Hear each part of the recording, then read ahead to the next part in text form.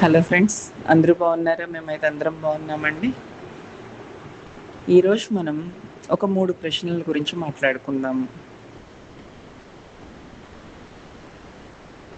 నీకు ఏ పనంటే ఇష్టం? ఏ ఏ పనిలో ప్రశాంతత పొందుతావు? నీవు ప్రపంచానికి ఎలా ఉపయోగపడగలవు? అదే జీవన గమ్యం. అదే నీ జన్మకు కారణం. నీవు ఆ కర్తవ్యాన్ని నిర్వర్తించడానికి ఈ భూమి మీదకు వచ్చావు అనే విషయాన్ని నువ్వు గుర్తుపెట్టుకో. కారణం లేకుండా ఏ విశ్వకార్యం జరగదు. ప్రతి జన్మకు ఒక కారణం ఉంటుంది. వాటి తాలూకా చిన్న చిన్న ఎగ్జాంపుల్స్ అండి మీకు చెప్తాను, చూడండి ఒకసారి. కొన్ని పువ్వులు గుడిలో చేరి దేవునికి హారంగా మారతాయి. ఆ భక్తుని యొక్క భక్తి అనే ఆధ్యాత్మిక శక్తికి మరింత బలాన్ని చేకూరుస్తాయి. అలానే కొన్ని పువ్వులు వివాహ వేడుకను అలంకరిస్తాయి, 2 నిండు జీవితాలను కలపడానికి సహకరిస్తాయి. మరికొన్ని పూలు శవపేటికపై అలంకారంగా మారతాయి, ఆఖరి ప్రయాణానికి తన వంతు సహకారాన్ని అందిస్తాయి. మరికొన్ని పూలు వేశ్యాగృహానికి వెళ్లే విటుడి మణికట్టుకి చుట్టుకుంటాయి, నీచ ప్రవృత్తికి గుర్తుగా నిలిచిపోతాయి. అయితే ఒక సత్యం మాత్రం శాశ్వతం. ప్రతి పుష్పం యొక్క పరమ గమ్యం ప్రకృతిలో కలిసిపోవడమే. అది దేవుని పాదాలను అలంకరించిన, వివాహ వేదికను సోపాయమానం చేసిన, శవపేటికపై పేర్చబడిన, విటుడు మణికట్టుకు చుట్టబడిన, చివరకు చేరేది ప్రకృతి ఒడిలోకి.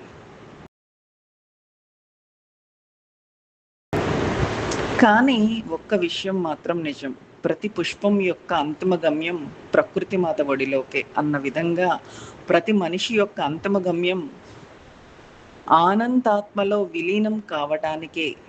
మధ్యలో మజిలీలు వేరు కావచ్చు, కానీ చివరకు అందరం చేరేది ఆ ఆనంద సాగరంలోకే. ఎప్పుడు మనం ఆనంద సాగరంలోకి చేరతాము అనే ప్రశ్న 100 జన్మల, ఈ జన్మలోనా, ఎప్పుడు అనేది ఒక క్వశ్చన్ మార్క్ అవ్వచ్చు. ఇప్పుడు మీకు ఈ ప్రశ్నకు ఖచ్చితమైన సమాధానం ఎవరూ చెప్పలేరు. ఎందుకంటే ఆ ప్రయాణ కాలంలో కొలవబడేది కాదు, చైతన్య పరిమాణంతో కొలవబడేది. ఆత్మకు ఆత్మకు జన్మల సంఖ్య ముఖ్యమైనది కాదు, జ్ఞాన పరిపక్వత ముఖ్యమైనది. అయితే కొందరు జీవులు ఒకే జన్మలో ఆత్మజ్ఞానాన్ని పొందగలుగుతారు, మరికొందరు అనేక జన్మల అనుభవాల ద్వారా క్రమంగా పరిపక్వతను సాధిస్తారు. అయితే నిజమైన ఆధ్యాత్మిక సాధకుడు ఎప్పుడు చేరుతాను అని అడగడు. ఈ క్షణంలో నేను ఎంత ఆనందంగా ఉన్నాను అని తనను తాను ప్రశ్నించుకుంటాడు. ఎందుకంటే ఆనందమే మరి అందరి గమ్యం. విముక్తి అనేది భవిష్యత్తులో ఎప్పుడో లభించే బహుమతి కాదు, ప్రతి క్షణంలో అనుభవించే అనుభూతి. సముద్రాన్ని చేరే నది సముద్రం ఇంకా ఎంత దూరంలో ఉందని ఆలోచించదు, తన ప్రవాహాన్ని ఆపకుండా కొనసాగిస్తుంది. అలాగే సాధకుని కర్తవ్యం గమ్యాన్ని గురించి ఆందోళన చెందడం కాదు, ప్రయాణాన్ని సార్థకం చేసుకోవడం. సచ్చిత్ ఆనందాన్ని అనుభవంలోకి తెచ్చుకోవాలంటే ఎప్పుడూ ఆనందంగా ఉండటం అలవాటు చేసుకోవాలి. ఎప్పుడూ ఆనందంగా ఉండాలంటే నీవు చేసే పనిలో నువ్వు ఆనందాన్ని అనుభవించాలి. నువ్వు చేసే పనిలో నీవు ఆనందాన్ని అనుభవించాలంటే నీకు ఇష్టమైన పని ఏదో గుర్తించాలి. నీకు ఇష్టమైన పనిని గుర్తించి ఆ పని చేస్తూ ఆనందాన్ని అనుభవించి ఆ ఆనందాన్ని 10 మందికి పంచినప్పుడే సచ్చిత్ ఆనంద అనుభూతి పొందటం జరుగుతుంది, జీవన గమ్యం నెరవేరుతుంది.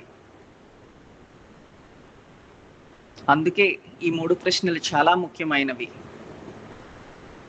నాకు ఏదంటే ఇష్టం, ఏ పనిలో ప్రశాంతత పొందుతాను, ఏ పని ద్వారా సమాజానికి ఉపయోగపడతాను.